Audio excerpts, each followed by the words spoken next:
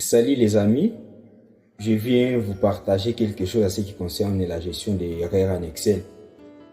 Suivez et surtout avant de commencer, je vais vous prier de vous abonner à cette chaîne et lorsque vous aurez des questions, n'hésitez pas de les poser toujours dans les commentaires. Nous allons commencer dans ce petit tableau que vous pouvez voir sur mon écran. Voilà. Nous allons commencer par la première erreur.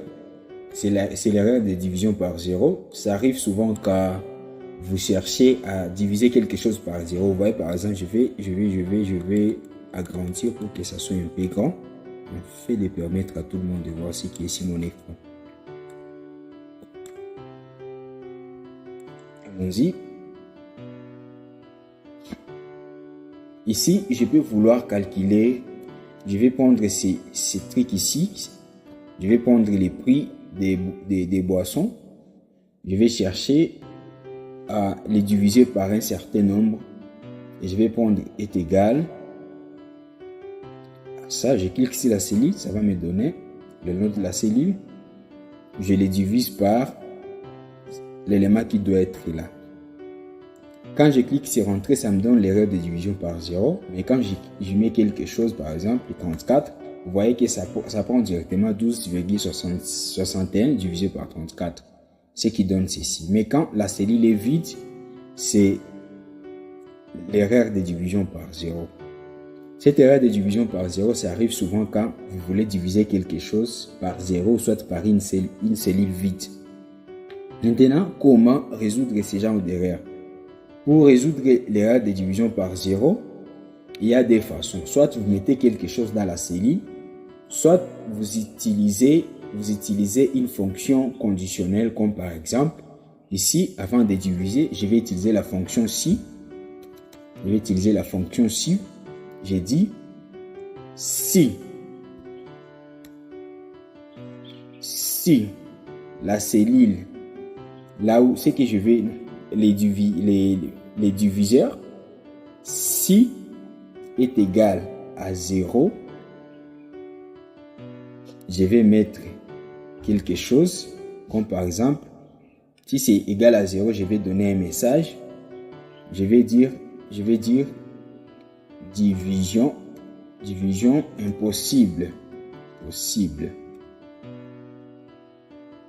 Au cas où le contenu de la cellule n'est pas 0, je vais dire quoi? Je vais calculer maintenant la chose que je voulais calculer. C'est-à-dire, je vais prendre cette cellule, je la divise par la cellule E24. Et puis, je ferme la parenthèse. J'entre, ça dit division impossible. Et quand je reviens, je mets quelque chose, par exemple, je peux mettre 2, ça me donne directement les contenus. Voilà la première erreur, c'est l'erreur de division par 0. Quand est-ce que ça arrive et comment vous pouvez les résoudre. Deuxième type d'erreur, c'est l'erreur NA, qu'on appelle souvent not available. Not available, c'est-à-dire que l'élément n'est pas trouvable. On a cherché une valeur et on ne l'a pas trouvé. Et ça nous arrive souvent quand nous faisons, par exemple, nous allons prendre un exemple de recherche V. Vous savez tout ce qui est. La fonction recherche V nous permet d'accéder à un certain élément. À partir des éléments connus, on cherche un élément qui n'est pas connu. Et là, nous allons réduire un peu, même si je ne sais pas si ça sera visible. Ok, dans cette cellule ici, je vais chercher à savoir les prix de la marchandise qu'on appelle la marchandise alimentaire. Ou soit je prends quelque chose qui est facilement captable. Ok, je prends la boisson toujours, mais la boisson est répétée plusieurs fois. Je vais prendre hygiène. Matériel d'hygiène, je prends par exemple hygiène, j'écris hygiène,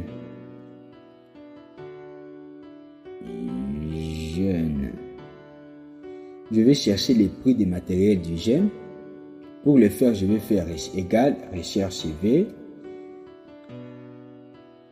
Ça me permet de chercher cette fonction, ça me permet de trouver l'élément que je ne maîtrise pas à partir de l'élément que je maîtrise déjà. Et puis, quel est l'élément que je vais chercher? Je clique sur hygiène, je mets le point virgule. Deuxièmement, je vais sélectionner tous les tableaux, même à partir d'ici, à partir de là où j'ai des éléments. Mais hygiène est répété plusieurs fois. Essayons de prendre une autre chose. Prenons par exemple les riz, c'est encore mieux. On prend les riz, parce que les riz n'est pas répété plusieurs fois, sinon. Nous prenons riz, et puis nous disons égal, recherche V. Nous cliquons sur riz, nous mettons point virgule, nous sélectionnons tous les tableaux. Sélectionner les tableaux, nous mettons point virgule, nous allons compter où se trouve l'élément que nous cherchons. Parce que nous connaissons déjà que les riz, c'est dans la première colonne. Et l'élément que nous cherchons, c'est à la 40e, nous allons compter des colonnes. Première, deuxième, troisième. C'est-à-dire que l'élément que nous cherchons, c'est dans la 3e colonne. Nous allons écrire 3. Et après cela, nous allons mettre la correspondance. Si nous voulons que ça soit une correspondance exacte, nous allons mettre faux. Et si nous voulons que ça soit une correspondance approximative, nous allons mettre vrai. Nous voulons aussi que ça soit vrai, que ça soit une correspondance exacte, c'est-à-dire nous allons mettre faux. Et puis, nous mettons la parenthèse et puis nous cliquons sur Entrée. Ça donne directement les prix du riz. Comme vous pouvez le voir ici, les prix du riz, c'est 11,31. Le prix du riz, c'est 11,31. Maintenant, imaginons si on pourrait chercher quelque chose qui n'existe pas dans la cellule et dans les tableaux. Nous allons par exemple prendre quelque chose qui n'est pas là. Prenons par exemple les souliers. J'aime cet exemple de souliers, je ne sais pas pourquoi. Quand j'ai fait Entrée, ça dit NA. C'est une erreur qui fait pourquoi? Parce que je cherche un élément qui n'existe pas dans mon tableau. Comment résoudre ce genre de problème? Nous allons utiliser une fonction qu'on appelle la fonction si erreur. C'est-à-dire, je viens dans cette cellule, dans ma formule. Je vais changer. Avant de mettre recherche V, je vais commencer par si erreur. Si erreur, c'est-à-dire si une fois on trouve une erreur dans la formule, qu'est-ce qu'on fait? On fait ce que nous allons faire maintenant. Vous donnez un message qui sera clair aux utilisateurs ou soit clair à celui à qui vous allez déposer les rapports. On dit si erreur, on met l'élément d'abord et puis au cas où nous avons une erreur, on va dire élément introuvable. Élément introuvable. Et puis nous fermons également la parenthèse. Vous voyez, ça donne élément introuvable. Si une fois nous prenons quelque chose comme par exemple l'été, je prends l'été. Quand je prends l'été, je clique sur Entrée, ça me donne le prix du thé. Mais quand je mets quelque chose comme par exemple les laits là, je mets tableau par exemple, je mets tableau. Et quand je fais Entrée, ça me dit directement élément introuvable. C'est le deuxième type d'erreur qu'on appelle l'erreur de valeur introuvable. Si je peux le dire, c'est NA, c'est-à-dire not available, c'est-à-dire l'élément n'est pas trouvable. Troisième type d'erreur, le troisième type d'erreur que nous allons voir ici, c'est l'erreur de référence. J'efface d'abord ceci. L'erreur de référence, c'est quand vous avez supprimé quelque chose, vous avez supprimé par exemple les classés qui contiennent l'élément, ou soit vous avez supprimé les tableaux, ou soit vous avez supprimé une cellule ou une feuille de calcul qui contenait l'élément que vous utilisez. Je vais encore agrandir pour vous donner un exemple juste en bas. Ici, j'ai fait ceci. Je vais chercher comme nous avions calculé la division, nous avions fait la division. Je peux vouloir multiplier ça Et ça ici, en fait de trouver une réponse ici. Je vais dire égal, je prends les 12,61 multiplié par 173 et puis je clique sur entrée. Ça me donne une réponse quand même. Et qu'est-ce qui va se passer au cas où je supprime un de ces deux éléments? Qu'est-ce qui va se passer? Je vais faire clic droit et je fais supprimer. On va me demander soit de décaler la cellule les cellules vers la gauche, vers les hauts, vers... Ok, je vais cliquer tout simplement sur entrée et directement ça me donne une erreur de référence, c'est-à-dire l'élément a été supprimé ou soit l'élément n'existait pas. Maintenant, comment résoudre ce genre de problème? Comment résoudre cette erreur de référence? L'erreur de référence, ce que vous devez faire, vous devez d'abord vérifier si la cellule concernée existe ou soit vous reprenez, parce que ici, si j'essaie de refaire l'exercice, j'essaie de faire égal, vous allez voir que ça va résoudre le problème parce que là, il y a un autre élément qui va venir. Celui qui a été supprimé vient d'être remplacé par un autre élément qui a créé une perturbation quelque part, bien sûr. Et là, je vais faire entrer. Vous voyez que ça donne quand même. Voilà comment nous pouvons résoudre l'erreur de référence en évaluant par exemple le nom de la cellule, si la fait existe toujours, ainsi de suite. Une autre chose, nous allons voir les troisième type d'erreur qu'on appelle l'erreur de valeur. Il peut nous arriver par exemple, nous voulons prendre les mêmes exemples. Je vais vouloir prendre ça et je vais les diviser par celui-ci. Je prends toujours le même exemple parce que c'est celui qui est plus proche. Là, j'ai trouvé la division. Maintenant, imaginons que c'est sur 10, par exemple, les 173, je vais les transformer, je vais écrire 10. Ça sera 12,61 divisé par 10. Ça me donne une réponse.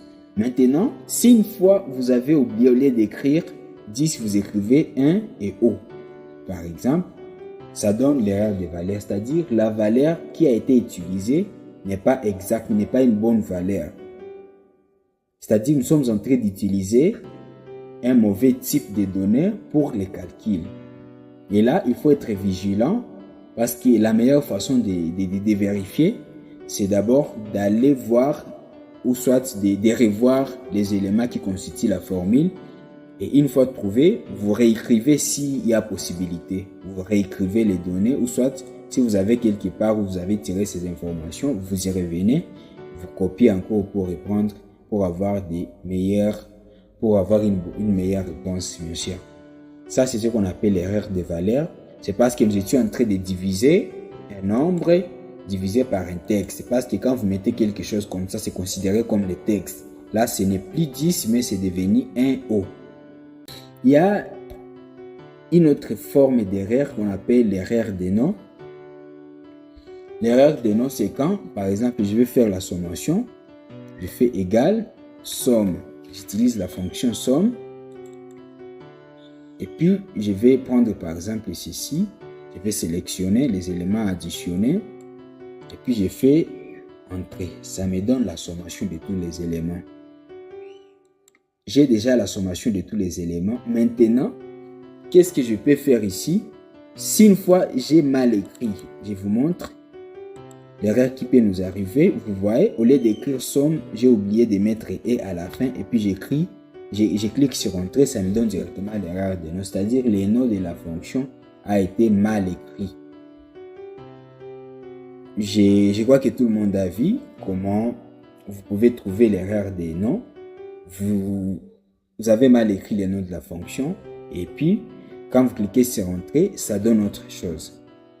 Et là, ici, pour résoudre ce genre d'erreur, il suffit tout simplement d'aller vérifier la fonction que vous utilisez et vous allez trouver une réponse. Et là, je vais revenir pour mettre et somme et puis je vais cliquer sur entrée et ça va directement me donner la bonne sommation.